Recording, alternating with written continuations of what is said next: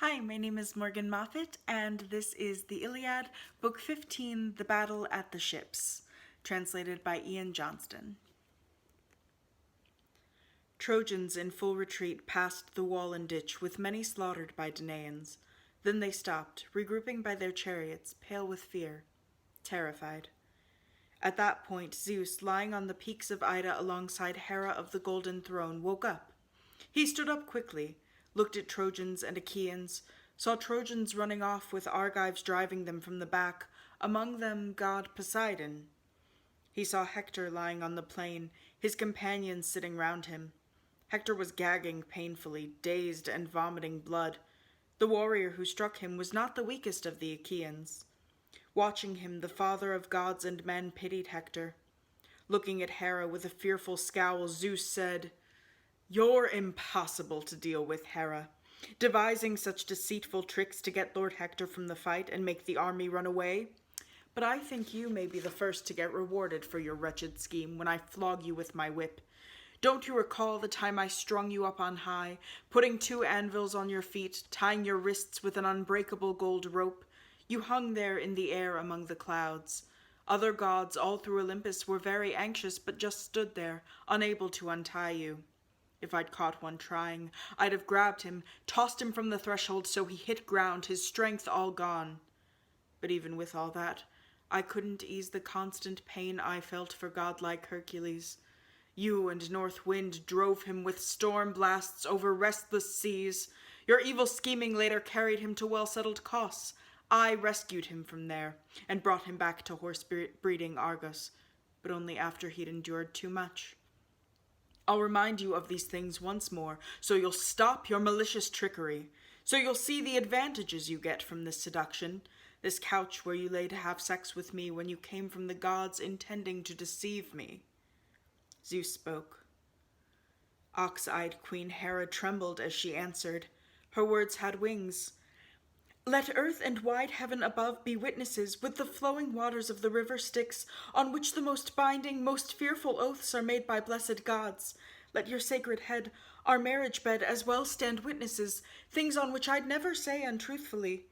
The harm that Earthshaker Poseidon did to Hector and the Trojans to help Argives, in all that I had no part. His own heart pushed and drove him on. He saw Achaeans being beaten by their ships and pitied them. I'd not advise him to go against you, Lord of the Dark Cloud, but to follow you wherever you might lead," Hera finished. The father of gods and men smiled, and then replied. His words had wings. "Ox-eyed Queen Hera, if from now on you and I were of one mind as you took your seat among immortals, then no matter how much Poseidon's views differed from our own, he'd quickly bring them into line with yours and mine. If you're being frank, speaking the truth, go now to that group of gods and order Iris to come here with Apollo, the famous archer, so she may visit bronze-armed Achaean soldiers and instruct Lord Poseidon to stop fighting and return to his own house. And Phoebus Apollo, after reviving Hector for the fight, will breathe new strength into him. He'll forget that pain which now weighs down his spirit. He'll drive Achaeans back a second time, once he's turned them into cowards. They'll run back to Achilles' ships with many oars. The son of Peleus will send out his companion, Patroclus, whom glorious Hector will then kill in a spear fight right in front of Ilion, after many other young men have gone down, killed by Patroclus, including my own son, godlike Sarpedon. Then, in his anger at Patroclus' death, godlike Achilles will slaughter Hector. From that moment on, I'll make the Trojans steadily fall back, leaving the ships until Achaeans take steep Ilion with Athena's guidance. Until that time, I'll not restrain my anger, nor let any other immortal god assist Achaeans here, not before Achilles' wishes have been carried out, as I first promised, nodding my assent that day when goddess Thetis held my knee and begged me to bring honor to Achilles, destroyer of cities." Zeus finished speaking. White-armed goddess Hera obeyed him, leaving Mount Ida for high Olympus. Just as the mind races in a man who has voyaged to many lands, when in his fertile head he recalls everything and thinks, "I wish I were here, I wish I were there," that's how fast Queen Hera hurried in her eagerness. Reaching steep Olympus, she found immortal gods together at Zeus's palace in a meeting. Seeing her, they all stood up and offered her their cups in welcome. Ignoring all the others, Hera took the cup of fair-cheeked Themis, the first who came running up to meet her. Themis spoke to her. Her words had wings. Hera, why have you come? You look upset. Perhaps your husband, the son of Kronos, has frightened you? Ox-eyed Queen Hera then replied, Goddess Themis, don't question me like this. You know his moods, how he can be so harsh and overbearing. You should start the communal banquet now, here in the palace. You'll learn about these things when all the immortals do. The evil plans Zeus is proposing. Something, in my view, which won't please all hearts alike, in gods or men, although some may still enjoy our feast. Hera finished speaking, then she sat down. In Zeus's palace, gods were angry. Hera's lips smiled, but above her dark eyebrows her forehead frowned. Irritated with them all, Hera then burst out, What fools we are to get incensed at Zeus so stupidly! We're still keen to get close to him so we can hold him back with words or force, but he sits there, all by himself, without a care, without a worry, claiming he's supreme among immortal gods, manifestly so for strength and power. So you just accept whatever trouble he sends each of you. In fact, I think bad trouble has now come to Ares. In that fight, his son's been killed.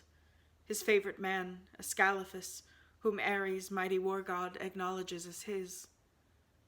Once Hera finished, Ares struck his sturdy thighs with the flat of his hands, and in his grief burst out, Don't blame me, you dwellers on Olympus, if I go down now to Achaean ships to avenge my son's slaughter, even if it's my fate to be struck by Zeus's lightning, to lie there with the dead in blood and dust. Ares finished. Then he told Terror and Flight to yoke up his horses while he dressed himself in his glittering armor. Now at that moment, feelings between Zeus and other immortal gods could have become much harsher, more incensed if Athena, fearing what might happen to the gods, had not jumped up from the throne where she was sitting, rushed out the door, seized Ares' helmet from his head, grabbed the shield from off his shoulders and the spear out of his mighty fist, and thrown them to one side. Then with these words, Athena went at raging Ares. You idiot! Have you lost your mind? Gone mad? Do those ears of yours hear anything at all? Where's your common sense or your discretion? Did you not get what Hera said just now? The white-armed goddess who's come straight from Zeus? Do you want a belly full of trouble?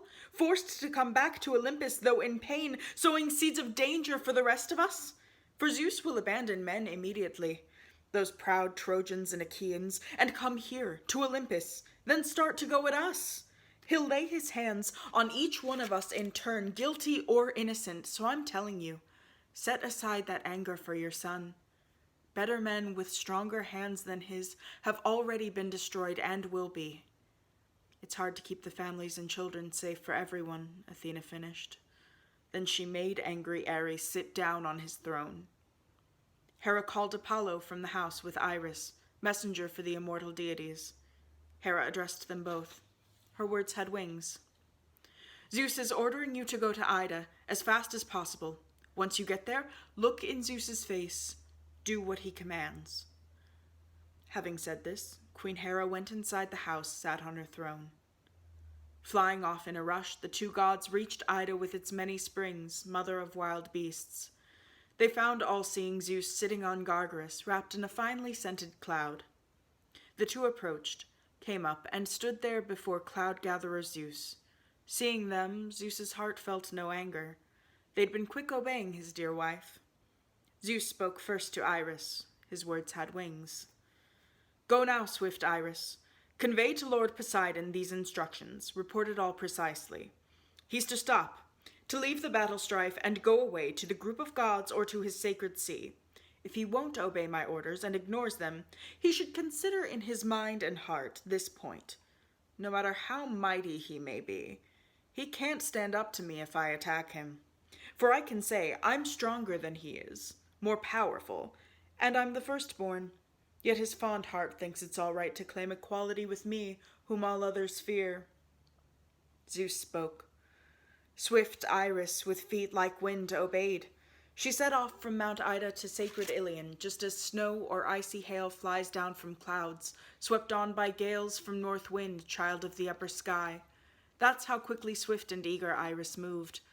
She stood close by the famous Earthshaker and said, "A message for you, encircler of earth, dark-haired god. I've brought it here from Zeus, who holds the Aegis.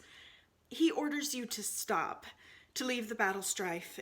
You're to go away, to the crowds of gods or to your sacred sea. If you ignore and disobey his orders, he threatens you he'll come in person to stand in war against you. And Zeus says you should avoid his hands, asserting he's a stronger god than you, more powerful, and was born first. Yet your fond heart thinks nothing of claiming equality with him, whom all other gods fear." The famous Earthshaker, enraged, replied, "It's unjust! He may be best, but he speaks too proudly. If he restrains me by force against my will, for I'm as worthy of respect as he is. We are 3 brothers, sons of Kronos, born from Rhea, Zeus, myself, and Hades, 3rd brother, ruler of the dead.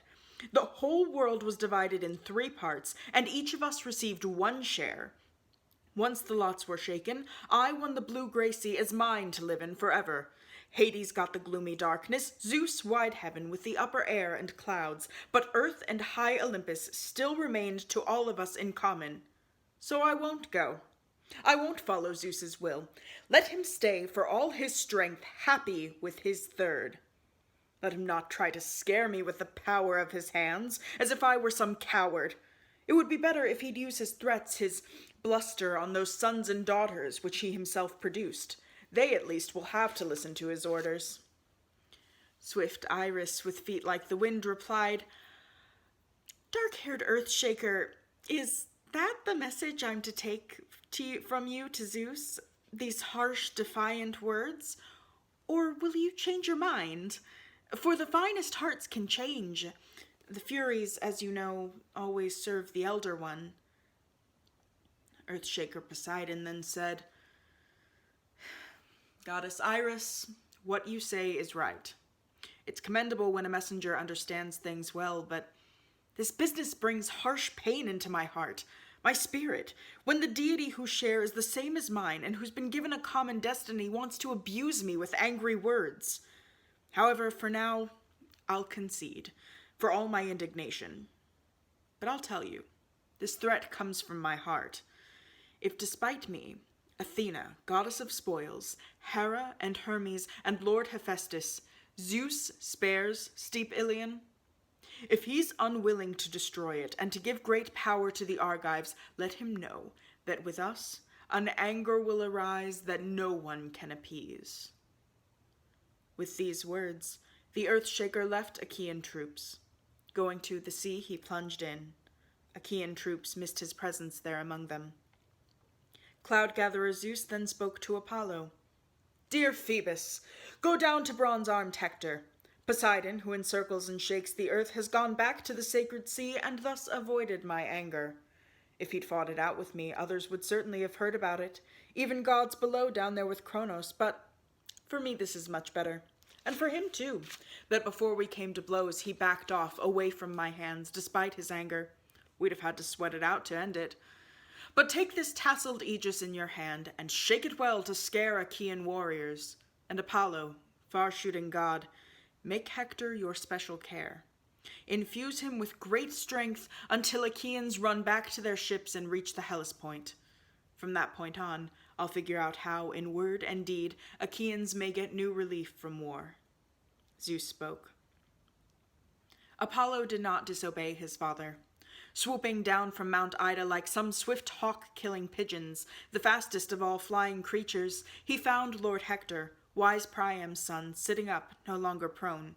He was just starting to recover, to recognize his comrades around him. He had stopped gasping and sweating, for Aegis-bearing Zeus had revived his mind. Apollo, the far worker, stood close to him and said, "Hector, son of Priam, why are you having fainting spells right here, away from all the others? Are you in trouble?" Hector of the shining helmet, still weak, replied, "Which of the mighty gods are you, my lord, questioning me face to face? Don't you know that Ajax, skilled at war cries, hit me as I was slaughtering his companions by the ship's sterns?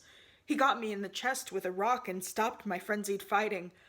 I thought today my heart would breathe its last, that I'd be seeing the dead in Hades' house.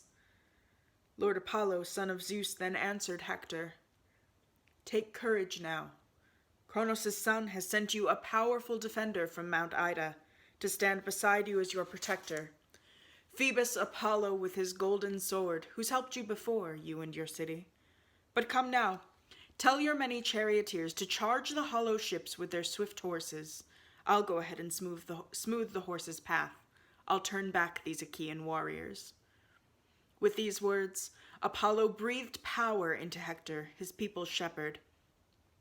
Just as some horse in a stall who at the manger has eaten well, then breaks his halter and runs across the plain at a thundering gallop, eager for its usual bath in the flowing river, exulting as it goes, with head held high, its mane flowing across its shoulders, fully confident of its own splendor, limbs carrying it lightly to places where the mares are in the pasture.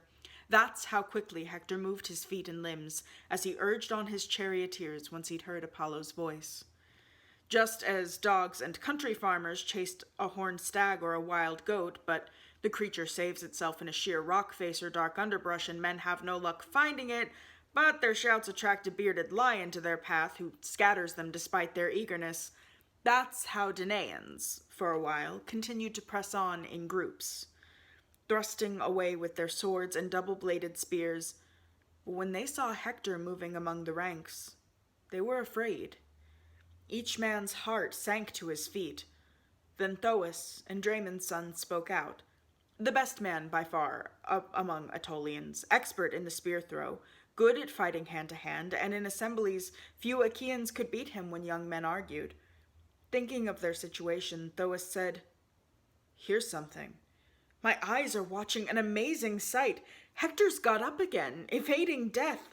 In our hearts we all hoped that he'd been killed at the hands of Ajax, son of Telamon, but some god has once more rescued Hector, saved the man who's drained strength from many limbs among Danaans. That will continue now, I think, for he's not standing there like that, so keen to fight against the will of Zeus the Thunderer.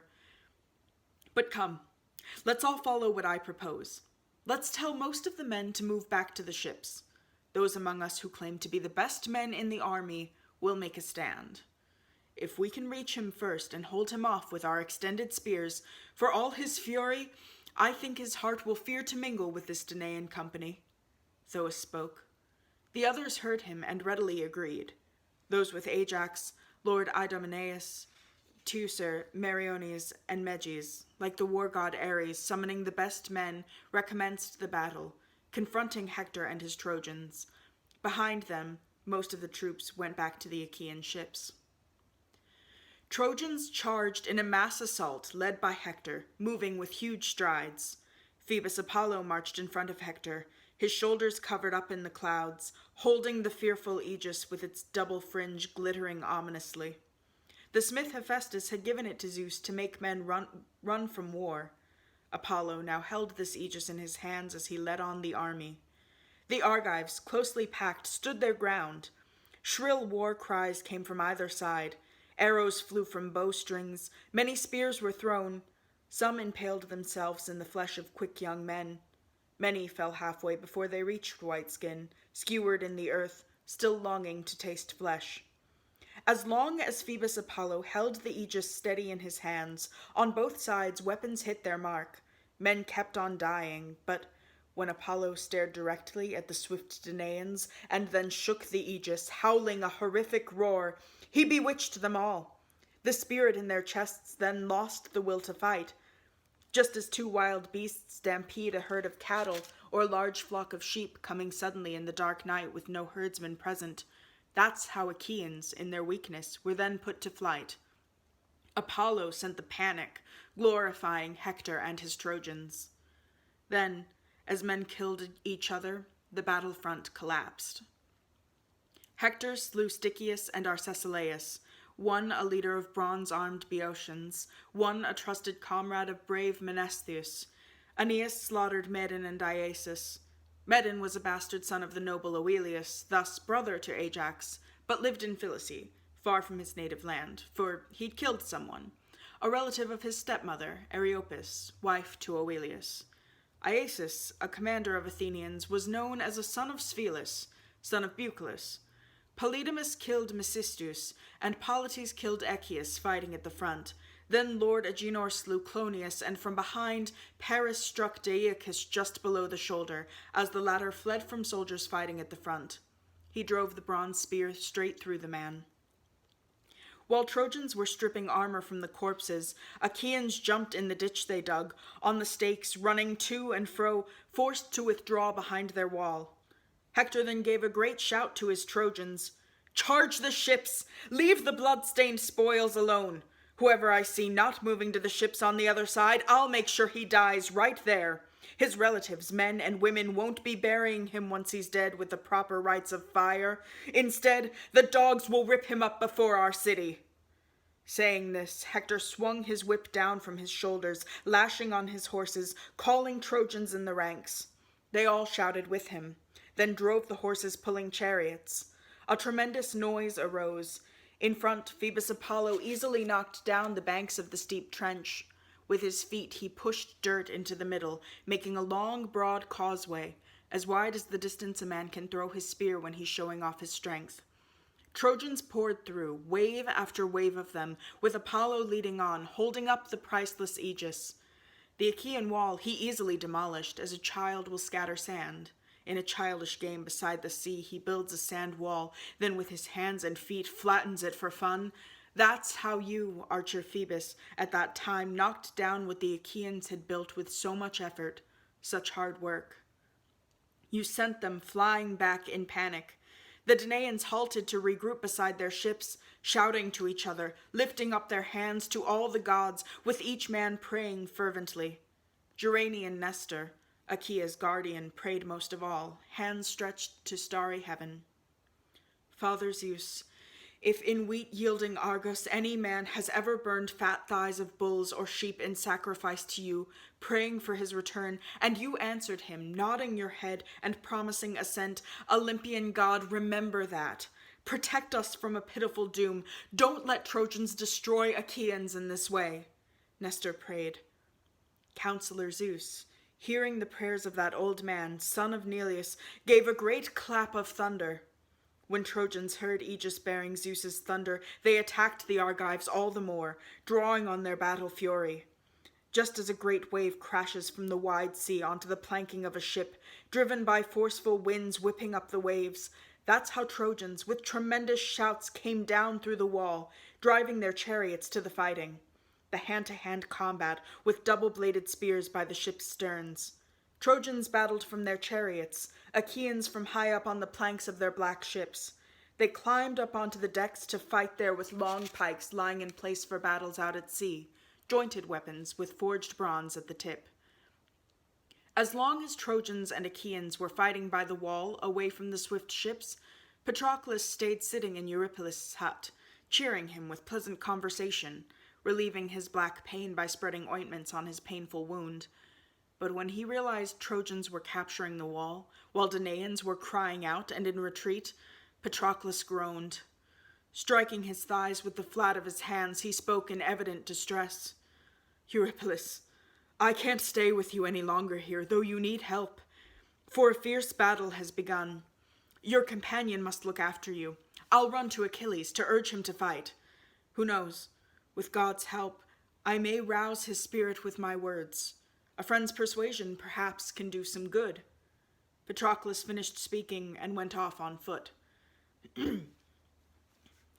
Achaeans, with fewer numbers, still held firm against advancing Trojans, but could not push them back or dislodge them from the ships. Trojans could not break through, get past Danaan ranks to assault the ships and huts.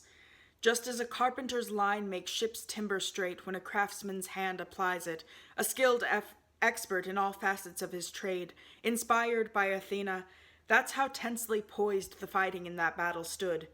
Men fought in various groups from one ship to the next.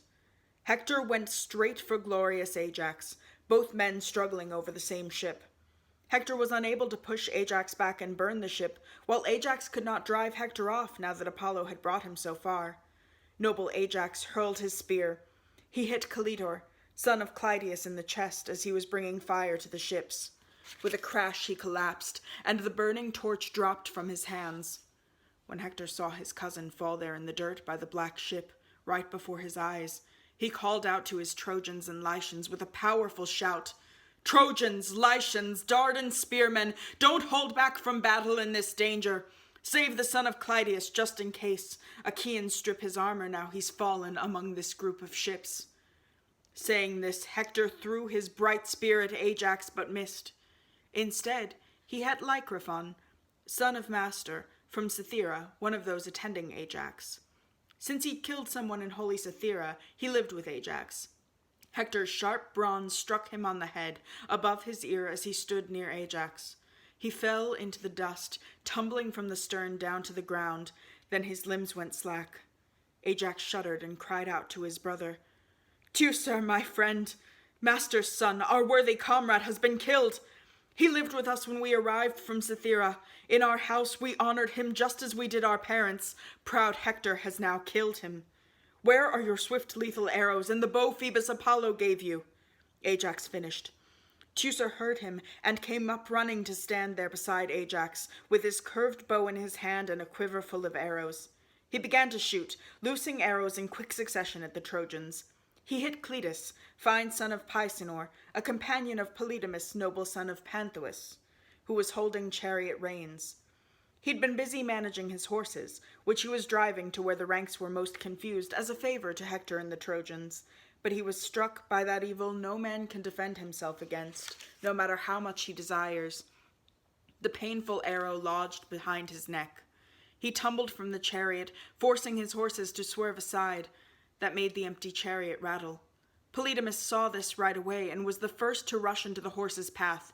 He then handed them to Astheneus, Proteaean's son, firmly telling him to keep them close and watch. Then Polydamas went back to join those fighting at the front. Taking out another arrow, Teucer tried to hit bronze-armed Hector. That would have stilled his heart and stopped his fighting at Achaean ships, if Teucer had hit him as he was showing off how brave he was. But the perceptive mind of Zeus guarding Hector was paying attention. He robbed Teucer of that triumph by snapping the fine bow's tightly twisted string, just as Teucer was lining up a shot at Hector. The heavy bronze-pointed arrow flew awry. The bow fell from his hands. Teucer, with a shudder, spoke out to his brother Ajax, "Look at that! Some god is thwarting all our efforts in this fight. He's knocked the bow out of my hands and snapped my freshly twisted bowstring. I strung it just this morning so it would last a while, and I could shoot scores of arrows with it." Great Telamonian Ajax then answered Teucer, "My friend, leave your arrows and your bow. Set them down, since some god has broken them to spite Danaans. Take hold of a long spear, set a shield against your shoulder, fight the Trojans, encourage other troops to do the same. They won't take our well-decked ships without a fight, even though they're overpowering us. So let's concentrate our minds on battle." Ajax spoke. Teucer took his bow into his hut, then slung a 4-layered shield against his shoulder. On his strong head he set a well-made helmet with a horsehair crest, which nodded menacingly. He took a strong spear with a sharp point and set off, running quickly to take his place by Ajax. When Hector saw that Teucer's arrow shot had missed, he called in a loud voice to Trojans and to Lycians, "Trojans, Lycians, Dardan spearmen, be men, my friends. Recall your warlike power among these hollow ships, for I've witnessed with my own eyes how Zeus has cancelled out an arrow shot at us by their best man. It's easy to see how Zeus assists men, those to whom he grants great victories, or how he drains men's strength, refusing to protect them as he now saps the power among the Argives and works to help us as we fight by the ships. So stay together. Should one of you meet his fate and die, stabbed by a spear or cut down with a sword, let the man die. To be killed defending one's native land is no ignoble act. The man's wife is safe, his children live, his house and land remain, if Achaeans leave, returning to their country in their ships." With these words, Hector roused each man's fighting spirit. On the other side, Ajax called out to his companions. "For shame, Argives! Now the issue's clear. Either we'll be killed or we'll be saved if we can push the danger from our ships. Are you expecting, if the ships are taken by Hector of the Shining Helmet, you'll all get to your native land on foot? Don't you hear frenzied Hector urging on his men? He's frantic now to burn the ships. He's inviting them to fight, not to a dance. For us, there's no better choice or tactic than to bring our arms and warrior strength against them and keep fighting hand to hand. It's better to settle this once and for all, whether we live or die, than be hemmed in fighting a long, grim battle as we are now among our ships against inferior men." Ajax's words rallied the fighting spirit in each man. Hector then killed Schedius, son of Paramedes, leader of Phocians. Ajax slew Laodamas, noble Antenor's son, who led up troops on foot. Polydamas slaughtered Otis of Selene, comrade of Peleus' son, who led brave Epeans. Seeing this death, Meges then attacked Polydamas, who slipped away from him, eluding Meges' charge. Apollo would not let Panthous' son be killed among those fighting in the front, but Meges thrust his spear into Chrysemus, right in his chest. He fell with a crash. Meges started stripping armor from his shoulders, but Dalops charged at him, the bravest son of Lampus, son of Laomedon, a skilled spearfighter who knew all there was to know about fighting close in. Dalops moved up close to Meges, then with his spear struck the center of his shield. Meges' thick armor with fitted breastplates saved him. Peleus had brought this armor from Ephyra, from the river Selleus. A guest of his there, Euphetes, ruler of men, had given it to him to wear in war, protection from his enemies. Now this armor saved his son's flesh from destruction. Meges then thrust his sharp spear at Dalops' helmet, striking it on top, on the bronze ridge, which held in place the horsehair plume. He sheared it off. The whole plume, a bright fresh purple, fell onto the dusty ground. While Meges fought on, still expecting victory, warlike Menelaus came to his assistance. Standing to one side, out of Dalops' line of sight, Menelaus speared his shoulder from behind. The eager spear kept going, driving into Dalops' chest. He fell on his face. The two men hurried forward to strip bronze armor from his shoulders, but Hector shouted to his kinsmen one and all. The first man he yelled at was strong Melanippus, Hicetaon's son, who used to graze his shambling herds in Percote when enemies were far away. Once Danaans arrived in their curved ships, he'd gone back to Ilion, where Trojans held him in respect. He lived with Priam, who honored him as if he were a child of his. Hector called to him, speaking some angry words. "Melanippus, why are you so feeble? Is that fond heart in you not worried for your slain relative? Do you not see how they're busy stripping Dalops' armor? Come on, we can't fight Argives from a distance. We've got to stay with them until we kill them off, or they capture Ilion completely, butchering her people." Hector finished, then led on. Godlike Melanippus followed. Then great Telamonian Ajax roused the Argives. "Friends, be men! In your hearts remember shame! In the killing zone, let each man shame the rest. That sense of shame saves more men than it kills. Those who flee help no one, and they get no glory." Ajax spoke. The men were already keen to fight, but they took his words to heart and fenced in the ships within a hedge of bronze. Zeus drove the Trojans at them. Then Menelaus, skilled at war shouts, urged Antilochus. "Antilochus, no other Achaean warrior is as young as you, or quicker on his feet, or as brave in battle. So jump out there. See if you can hit one of the Trojans." Menelaus finished speaking and moved back again, but his words aroused Antilochus. He stepped forward, ahead of those fighting at the front, glanced around, and threw his shining spear. Trojans moved back as he made his throw. The spear was not thrown in vain. It hit proud Melanippus, Hicetaon's son, in the chest as he was moving up to fight, right beside his nipple. He collapsed with a crash, and darkness fell upon his eyes. Then Antilochus pounced on him, like a dog leaping on a wounded fawn which some hunter hits, as it rushes from its den, loosening its limbs. That's how bold Antilochus went after you, Melanippus, to strip your armor. But Hector noticed him. He came up on the run to face Antilochus directly, but the latter, though an impetuous warrior, did not stand his ground. He ran back, like some wild beast intent on mischief, one that's killed a dog or a herder with the cattle and scampers off before a crowd of people gather. That's how Nestor's son scurried back. Trojans and Hector, shouting loudly, showered him with lethal weapons. When he reached the crowd of his companions, Antilochus turned around and made a stand there. Trojans attacked the ships like ravenous lions, fulfilling Zeus's will. He kept on giving them great fighting strength while he drained Achaean hearts, denying them glory as he drove the Trojans forward.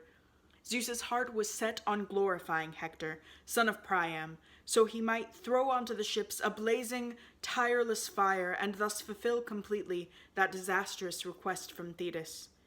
Counselor Zeus was waiting to glimpse with his own eyes the blaze from a burning ship, for that would be the moment that he was going to push the Trojans from the ships and give the glory to the Danaans.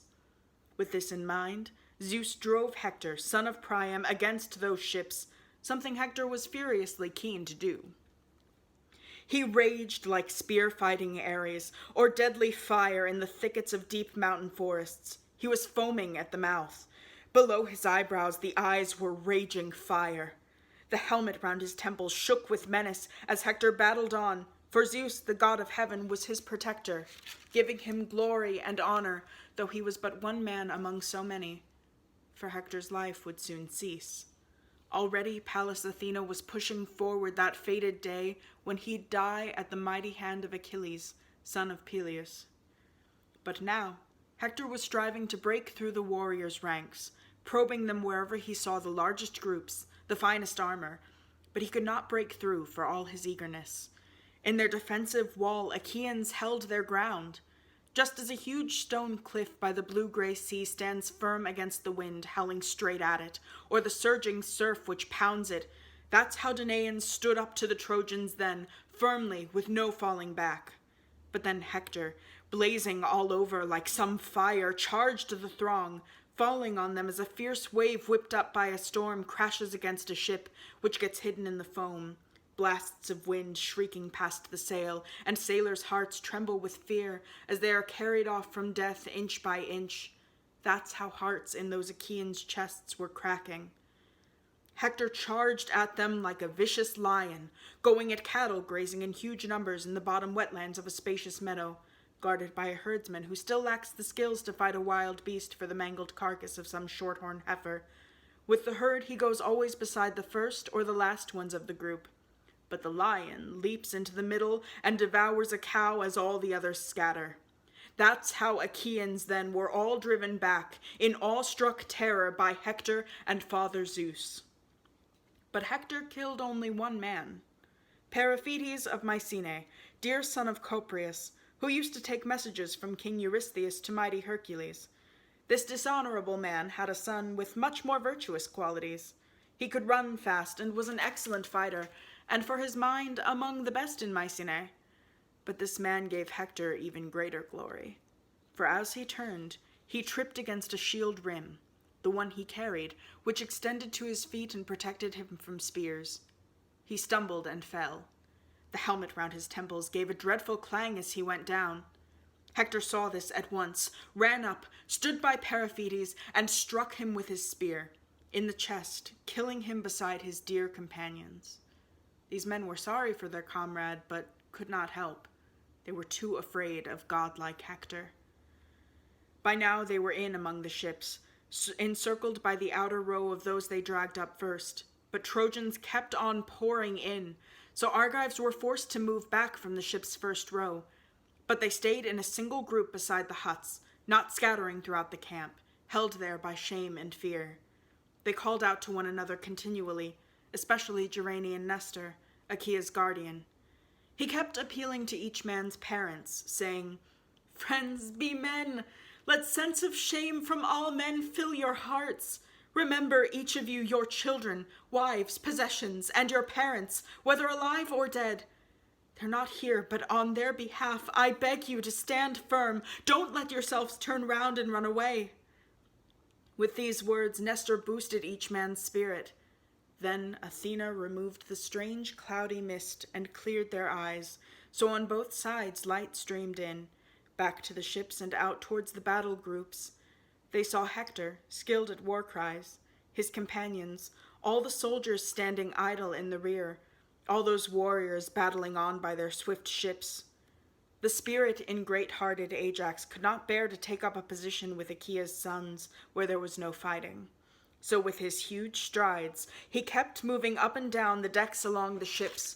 In his fists he held a long pike used in sea fights, one with fitted sockets 30 feet in length.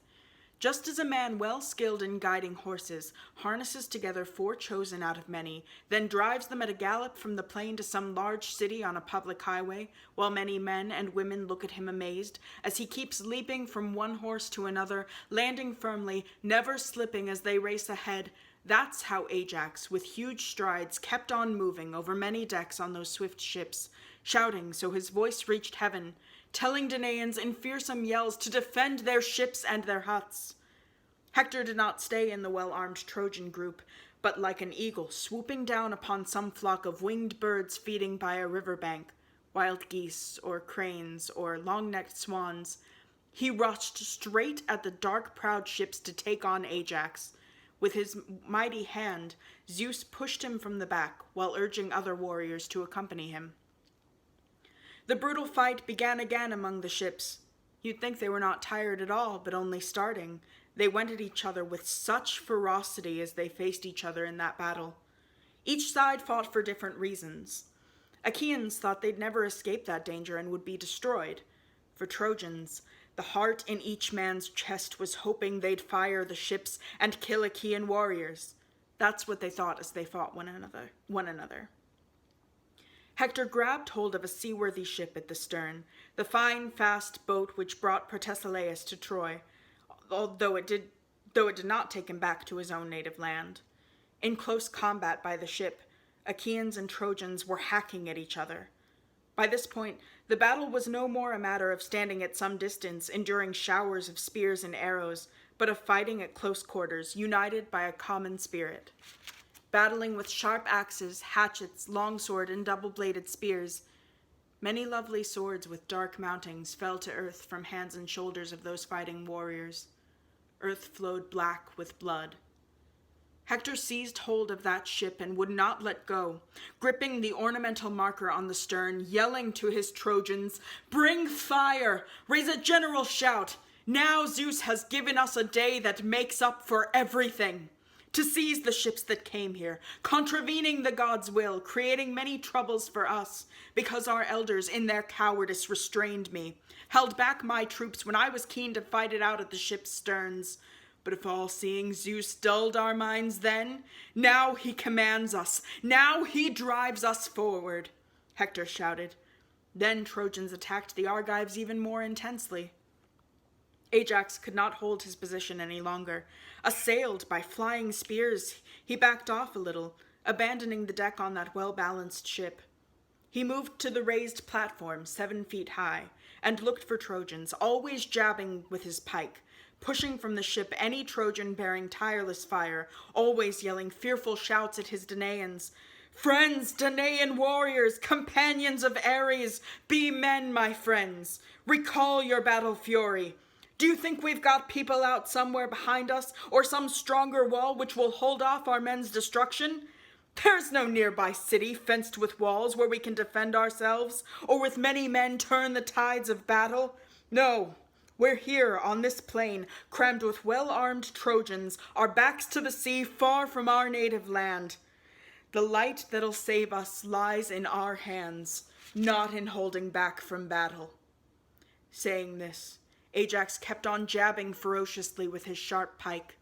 Any Trojan who charged the ships with blazing fire, seeking to please Hector, found Ajax waiting to slice him with his pike.